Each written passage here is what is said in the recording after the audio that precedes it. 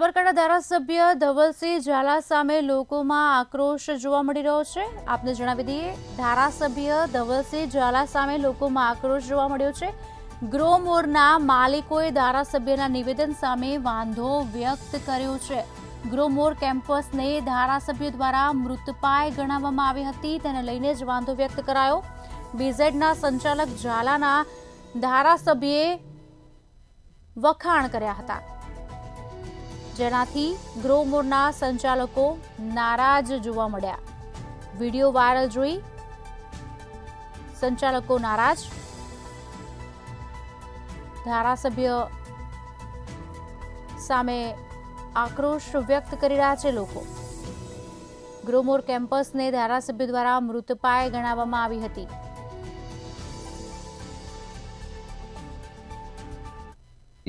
ની સાથે થયેલી હતી। મૂળ અમારું ગ્રોમર ફાઉન્ડેશન ટ્રસ્ટનો એક ઉદ્દેશ એવો હોય કે વિદ્યાર્થીઓનું ભવિષ્ય, સાબરકાંઠાની અંદર આ સંસ્થા બનાવવાનો મુખ્ય ઉદ્દેશ જ એ હતો કે આ આપણી જન્મભૂમિ છે, કર્મભૂમિ છે, એટલે અહીંના વિદ્યાર્થીઓને એક સારી સંસ્થાનો લાભ મળે। સમય સાથે 17 વર્ષના એક સમયગાળા પછી ગ્રોમોર એક વૃક્ષ બનેલું। સમય સાથે અમારા ટ્રસ્ટ મંડળની અંદર કે જે મોટાભાગના મુંબઈથી આવેલા હતા, દરેકના વિષય એવા હતા કે ભાઈ હવે આપણે ગ્રોમોરના એક રિધમ મોડની અંદર, એક ઓટો મોડની અંદર આવ્યા પછી ફરીથી મુંબઈ જઈએ।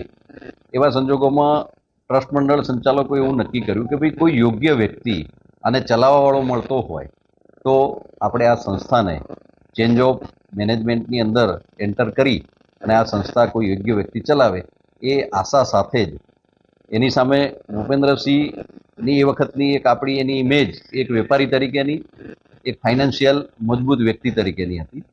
એટલે એની સાથે ડીલ માટે આપણે એટલે જ આગળ વધ્યા, એક કમિટમેન્ટ સાથે કે એમનું એક વિઝન હતું કે ભાઈ હું ગ્રોમોરને એક યુનિવર્સિટી લેવલ સુધી લઈ જઈશ અને અત્યારે જે વિદ્યાર્થીઓ છે કે ભવિષ્યમાં જે વિદ્યાર્થીઓ આવશે એનું ભવિષ્ય હું ઉજળું બનાવીશ।